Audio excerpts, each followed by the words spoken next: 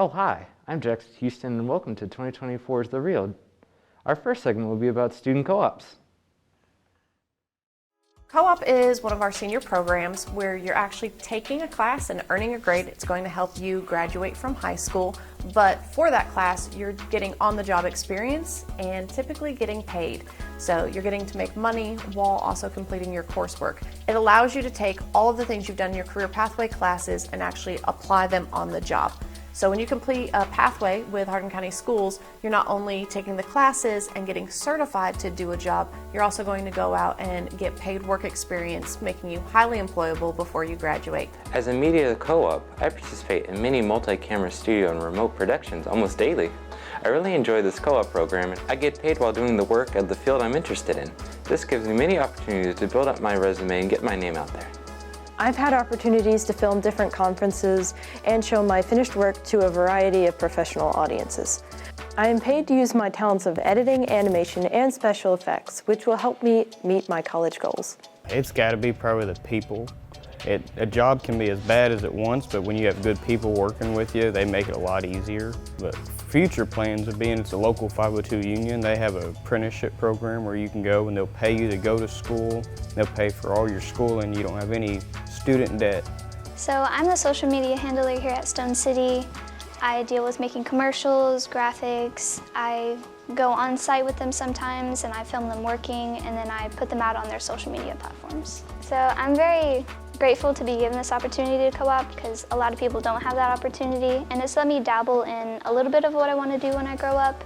It's given me the chance to meet new people, actually work in the field that I'm interested in, and yeah, it's been fun.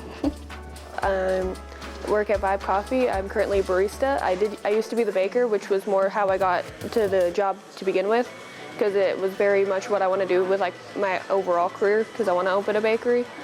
It's really good because I feel like it's helped me become better at talking to people. Just I can socialize, but talking to random people, I feel like it's always really hard. And it's been able to get really good real world experience. And being able to make money while working has helped because you can go out and you can hang out with your friends more because you have money to do that. I work here in Lintus, and here at Lintus we make silicone. We're a manufacturer for a company, Dow. What they're doing for me is giving me extra experience because I want to go to UK for aerospace engineering, and I'll be taking apart machines and learning how to build them up, giving me some knowledge for my upcoming 4 years at UK. What we need from our juniors, and you should be hearing about this in your ILP lesson in January, we need you to fill out a survey about co-op. Are you interested in doing co-op? Do you currently already have a job that you could co-op at? So that we can start coordinating with those businesses and allowing you to co-op your senior year. And if you don't have a job, we want to start talking to some businesses in the fields that students are interested in to bring on co-op students in those organizations that maybe don't have one right now. We are trying to work out to where we could provide transportation for some students who may not be able to transport themselves around Hardin County. We won't be able to transport everybody, but we want to try and get as many kids as we can, maybe on a bus, and drop them here, there, and everywhere so they can get work experience regardless of transportation situation. We have a lot of amazing co-ops already around the district, so talk to your co-op coordinator at your home high school or talk to your transition coach. You can also get on Major Clarity and see some of the job opportunities that are available right now for you to be able to apply for, and then we can schedule you to be able to work those your senior year. Is this thing on? Oh, hello. Welcome to our second segment of The Real, a stop-motion animation tutorial video by Lydia Doty. She'll be teaching us the step-by-step process of how to animate a car. I drew one. Have you ever wanted to create your own films, but you have no idea how? Stop-motion animation uses pictures to put together to make an animated movie. Many movies like Coraline, Mary Poppins, and The Isle of Dogs use this style of animation. This style of animation brings movement and backgrounds that are not usually seen in most films today. Hello, I'm Lydia Doty, and I will be talking you through the stages of making a stop-motion animation. I started creating stop-motion videos when I was 10 years old, using toys like Legos and figurines to tell a little story. My parents thought it was just a phase I would quickly pass through. Little did they know that over the years, my passion for animation has grown into a hobby and a career I could pursue in the future. So, how do we start animating? First, I need some items for setting up my scene, such as a phone phone stand, masking tape, and your subject that will be animated. I will be using a Lego car. Once you have your phone set up where you want it, you can either use your camera or use an app called Stop Motion Studio to take pictures for each of your movements to animate your subject. I will use Stop Motion Studio because it takes the pictures that you take and puts it into a timeline automatically. Now it's time for the fun part, movement. Once you have your subject ready, move them little by little until you complete the motion you want. For this, I will move the car from the left side of the table to the right side, taking a picture after each movement.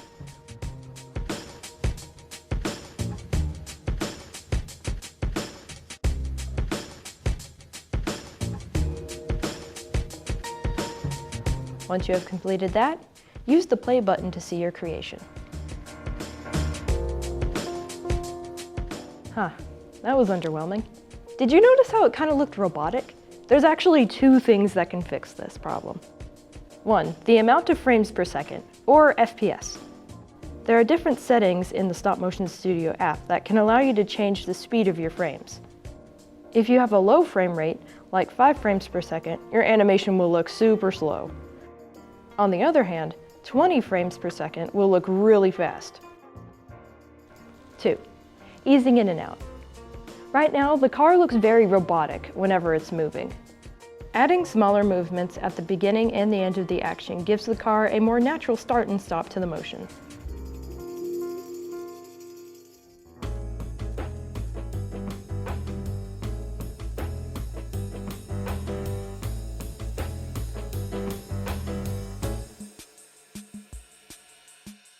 After that, congratulations! You've made your first stop motion animation. Now that we have a basic start to a good animation, I'm going to add a little bit more expression to the car. Using what I've taught so far, I'm going to use my knowledge of frame rate and easing in and out to make the car look like it's racing away. And for added effect, I'm using some stuffing to look like poof of smoke behind the car.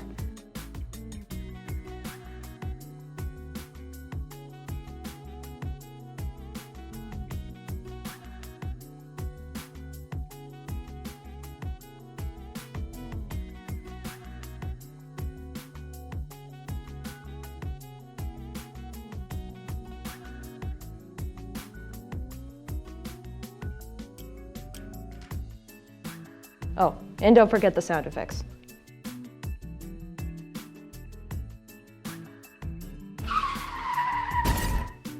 I can fix that later. With animation, there are limitless possibilities with what you can create. I'm Lydia Doty, and thank you for joining me with creating your stop motion animation. I'll see you next time. I have no idea what I'm doing. Oh, hi. Our next segment will be scholarship information with Chris Adams. My name is Chris Adams. I'm the senior class counselor here at Central Hardin High School. Scholarship is something that a student applies for, usually a group of students, and the big thing about a scholarship is something that doesn't have to be paid back. You fill out an application, sometimes you'll do an essay, and then whoever's awarding the scholarship awards one or more scholarships to the student, but they do not have to pay anything back. Some of the most common questions that we get are, when is it due? Do I have to do an essay? Do I need a transcript? What all do I have to do? What's my GPA have to be? And each scholarship is different. There will be a criteria that is listed for each scholarship. I always caution students to read that first to make sure that they qualify for the scholarship on the basic level before filling it out, because nothing's worse than going through all this, spending hours writing an essay, then finding out you didn't qualify for some of the basic things on the scholarship. And each scholarship is different on that. There are multiple types of scholarships. Some are academic, some are based on certain skills, some are essay contests. There are some sometimes for speeches.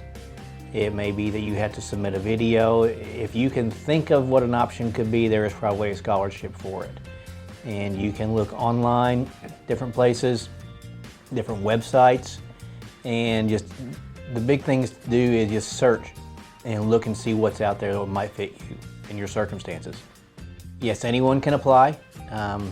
Again, this goes back to just making sure what the qualifications are for the scholarship. When I put scholarships on our webpage, I will sometimes, if there's a certain qualification you have, I'll try to list it. But I always caution students, go to the website, look at the qualifications first, make sure that you fit that, and then get that. But if there's any student should be looking, there's going to be at least one scholarship out there you're going to qualify. Students need to look for scholarships because college is expensive. And anything that you can do, you want to try to do anything that you can to lower that cost for yourself, and trying to get scholarships that don't have to be paid back, unlike a grant which you have to qualify for, which also doesn't have to be paid back. Scholarships are based on things that you do to try to earn that scholarship. It can be for your grades, it can include the grades, it can be different extracurricular activities done. There are some scholarships that are tied to where your parents work, that they may award scholarships for that. So have your parents check on those. And sometimes on those you don't even have to write an essay. It's just if there's enough scholarships available, just through your parents' work there could be something. So always check with them on things like that as well. I recommend every senior apply for scholarships. Story I love to tell, we had a young lady a few years ago who was an A, B, and C student, maybe in the middle of the class, but every scholarship that came up that she qualified for, she and her mom went through and looked them up. She did all the applications, and when everything came through, she got the second most total number of scholarships than anybody in her class. And I had several students who had better grades that said, well, how'd she get more than me? She applied more than you did. She got enough scholarships. She was going to ECTC. She got $12,000 in scholarships, and at that time that basically paid through her 2 years at ECTC just because she applied for everything she could, including the small scholarships. Think about it. A $500 scholarship may not seem like much, but that's some books. And if you get enough of those small ones, that will add up. So do every scholarship application you can. One of the big things I would say, if you're not checking my scholarship page, please do so, especially now, at least once a week. A lot of the local scholarships are starting to come out now. I will post those on there. I've already done one today. I did 2 last Friday. I don't usually post anything on the Google Classroom when I'm doing it because 3 or 4 come up. The idea is to get them posted, but you need to be checking that at least once a week. And also right now, Central Kentucky Community Foundation, their Scholarship Central went live on January 1st. There are about 60 to 70 scholarships that Hardin County students can apply for, including several that are Central Hardin only. And by going on there and creating the account, you can do many different scholarships just at one time by doing that. And those need to be done by usually around the 1st of February. So make sure you're logging on to Scholarship Central for Central Kentucky Community Foundation. Oh, hi. Our next segment will be talking about social media. Social media is an important topic among the young and old generation, where me and Lydia Doty will be talking about people's opinions and thoughts on the matter. Hello, I'm Jackson Houston, and welcome to Chit Chats with a Few Facts. I'm with Lydia Doty. Hello. So what are we doing today, Jackson? Today we're talking about the topic of social media. Social media is popular between the young and old generation, and we're going to be reading a few facts between students and staff. Alright, I'll start off with a few facts, Lydia, about social media. Did you know in 2023 an established 4.9 billion people use social media across the world? Well, I didn't know that. Pretty cool. Most used social media platform is Facebook, with 2.9 million monthly active users across the world. The average person spends about 145 minutes on social media every day. That's pretty cool. Yeah, especially with our generation. The country where people spend the most time on social media is Nigeria. That I did not know. I didn't either. I thought it would definitely be the U.S. 84% of people aged between 18 and 29 use at least one social media site. 90% of users follow at least one brand on social media. Do you follow any brands on social media, Lydia? I don't think so. You don't follow any like clothing brand, sports brand? You probably don't seem like a sports person. No, I'm a gamer, I'm sorry. No, it's fine. The minimum average cost of TikTok posts and 1 million followers is $1,034. Oh. So if you have 1 million followers, you made over $1,000. Pretty Well, cool. maybe we should start doing TikToks then. The most engaging type of content on social media is short form videos, which I agree with. A lot of Yes. people have short attention spans now these days. I think we have I don't know where I read this, but I think we have less attention span than a goldfish now. That's a little disappointing. That is pretty disappointing. And last fact, Facebook is the most visited social media site in America. I see that coming. Right now we're going to read some quotes from other people about social media. In order to keep privacy, we're just going to say their first name. Yes, I find it hard to separate myself from my phone due to some chemical addiction. I have also seen social media become a never-ending cycle of anger. Wow, that's a pretty impactful quote. I can tell that that's a lot of things like happen with that, with like social media. I think social media is bad as it can negatively influence a younger audience. It also is a source of inspiration for bad ideas. That could be true.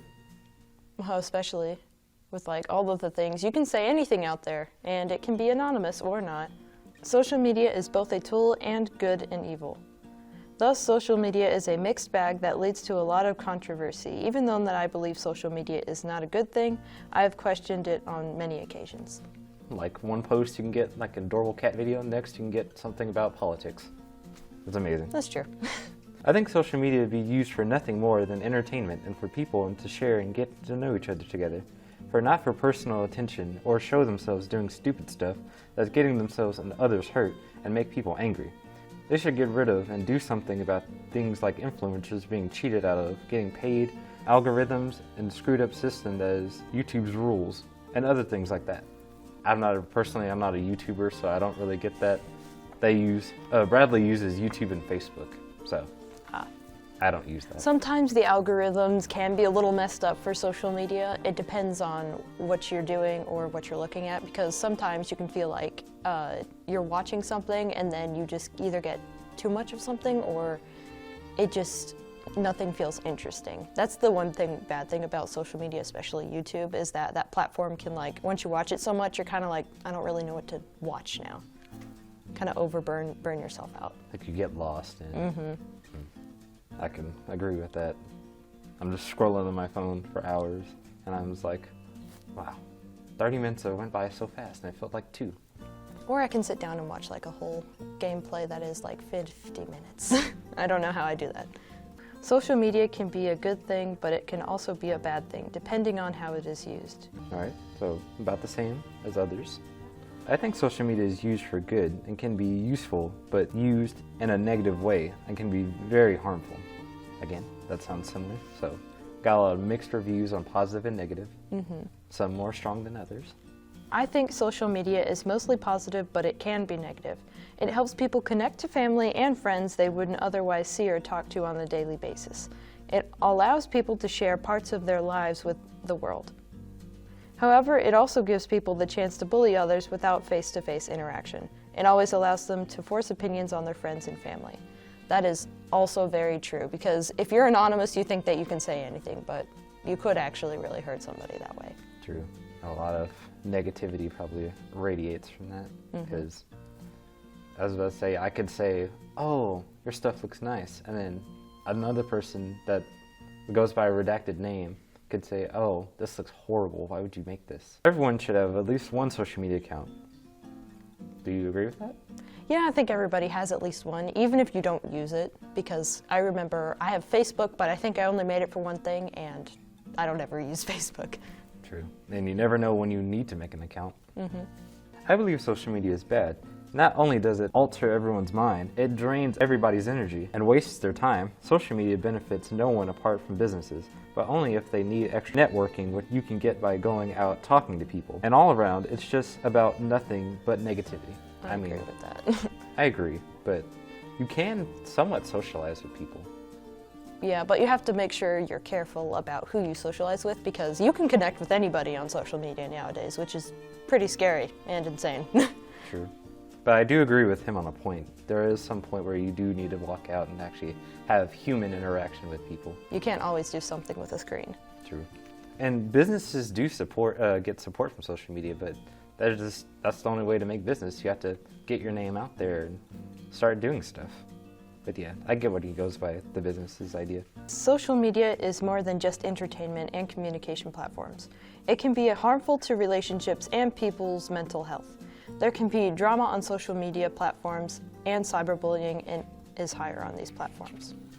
Yeah, especially drama. Anything can just like blow up, especially if it's like just a meme or especially politics. Whatever it is, it can really blow up on social media. True. say one thing, ooh, I'm gonna get a whole crowd offended. You can't ever make anybody happy. True. And not everyone can be happy. Some people will work, some people you just can't. I do use social media, but I only have Instagram. I keep my profile on private, and I don't let anyone follow my account that I do not know, and vice versa. I think social media can be a great thing, but also very dangerous. I know several people that have been hauled or stalked because of it, so I'm very cautious when it comes to it. Some positives about it are that I can stay connected with friends and family and keep my friends updated on any news. That is true. There's a form of updates that can happen. I feel like a lot of people do use social media instead of like the traditional like messaging app because I don't know, maybe the platform is just more friendly to use or like it's just more indirect, so then people feel more comfortable using it. I only have Facebook because of GSA and Laps for Friends. I don't really like social media, and I definitely believe it isn't good for you. It causes comparison and makes people feel like less than who they are. What are your thoughts on that? Well, I can definitely agree with that. Since I am like a video creator myself, whenever I see other people do cool videos, it just makes me feel a little left out and being like, wow, this person is so much more creative than me. But you just have to not let that get to you and just keep pushing forward and you'll be in the same position one day. True. And it also is inspirational too for some people, because some people can say, let's say, for example, I see something cool on YouTube and let's say, I'm technically not a publisher of anything. I do sometimes post stuff on my socials, just like funny little artwork that I made that I feel proud of. And that again comes to negativity and positivity, because depending on the person, you could be very sensitive and they could say something, like you can get criticized on something and that can either set you off or break you. But personally, I don't find, like I don't look heavily into it, but there is some ups and downs when it comes to having people talk about something that you accomplished or did. I really don't like social media at all. The only reason I have kept it for so long is because of my friends. I have many friends that given me the social media users rather than their phone numbers, and I think it is easier to find and talk to people on these kind of apps. And that is also pretty nice that some people can comfort, but it's a very dangerous place to be comforted, because they'll say, you know your levels. Is social media a good or bad thing? I think it's both when it comes with social media. A lot of businesses wouldn't be as successful, a lot of people have a job, but on the other hand, there's creeps out there and they make it bad. A lot of people post inappropriate stuff on there, but I feel like there's equal good and bad parts on social media. I think it's a great thing for people to have, even if you communicate with friends or even make new friends by breaking the borders of distance between people. So, distance with people, because actually recently I had a friend that moved away because I used to live in a different state, and having like a social media that they use, it's like I can still keep intact with them. Granted, I can just probably message them, but as I said, I don't really heavily use social media. I do use it, but when occasionally I use it, I'll see them as like, you haven't talked to so-and-so in a while, and I was like, oh. So then I send them a funny video, we chat, and it's just good to have connections. So to other social people. media kind of like influences you to kind of reach out to other people. It does. And it's nice to, once you get the ball rolling, it's pretty fun. I was about to say, that was a good quote to end it on, both even and bad. So, out of everyone we talked to, we asked the question, should social media be banned? There is 7 people that said yes, 5 people to say maybe, and 8 people to say no. So, a lot of people believe that social media shouldn't be banned, but I would say it's a pretty even balance between yes and no's. The next question, is social media a good or bad thing? There's both evenly split of 5 people that said good and bad, and 10 people to say maybe. So a lot of people could say it's good and bad. It's kind of like, you just gotta take the sweet with the sour. So as you said, you are a creator on YouTube. So do you want to talk a little bit about your YouTube? Like, do you have fun creating YouTube? Would you stop? Would you keep going? I'm probably just gonna keep going. It's just because, you know, you see all these cool creators on YouTube and stuff doing these things, and then you're like, man, I really want to do that. And then one day you just finally do it, and you just start creating things and you actually get people to like what you make, and it's pretty cool. So then again, you want that positive feedback. Like if you're doing wrong, you want to be led in the right direction. But then again, there's also some negativity in there, and you don't want to be oversensitive about that. So would you recommend allowing YouTubes to be on, or comments to be on, or no? For me personally, I do have comments on, but if there's somebody who does an inappropriate comment or a weird comment, I either leave it alone or I delete it and just be like, no. Okay. Do you have any advice for people who receive negative comments and how to deal with that? Well, if you ever get any negative comments, all you need to do is just to think about it and think about the good side of what they're saying or how you can improve from it. Don't let it weigh you down. It's just words. Words can't really hurt you. That has been Chit Chat with a few facts. We hope you learned something new today that you didn't know yesterday. Have a good day. Turtle. Oh, hi. Our last segment will be talking about the 8th grade tour at EC3. At the beginning of this year, 8th grade students from East Hardin, North, James T. Alton, and Bluegrass Middle School went to the Early College Career Center, better known as EC3. The students got to see some aspects of instructors describing their pathway and the possibilities that the students might be interested in. January is the time where 8th graders can choose one pathway to pursue at EC3 in their first year of high school. These pathways include automotive, culinary arts, engineering, health sciences, computer science, media arts, welding, and building and maintenance technology. In intro construction, you learn about tools and hand tools and power tools and stuff that you can use, like a hammer and like drills and table saws and sawzalls and circular saws, all these different tools that construction guys use. You guys will actually learn how to use them. So even if you don't go in construction, even if you don't do it as a trade, every one of you is going to own a house one day, and you're going to need to know how to work on your own stuff. Very first thing hands-on you do when you get out here is you learn how to change a tire. After you learn how to change a tire, you learn how to properly work your lifts, how to properly work your jack stands, your jacks. Sophomore year, you use this electrical trainer a lot. Electricity is not my favorite thing, but I can do it. To teach you how to wire your headlights, your brake lights, your tail lights, your turn signals. I think it'll even teach you how to wire a radio all the way up to your ignition switch. In this pathway, we teach you how to use this equipment, how to set up shots, how to film, how to write scripts, constant photos, right? If you've ever heard of frames per second, that's what that is. So a movie, if I was recording right now and then played this back, then it would be a movie, right? But it would be made up of a bunch of photos, right? Moving images. Computer programming usually has assets with game design. So you have a lot of jobs that rely on being able to write out code and being able to debug code.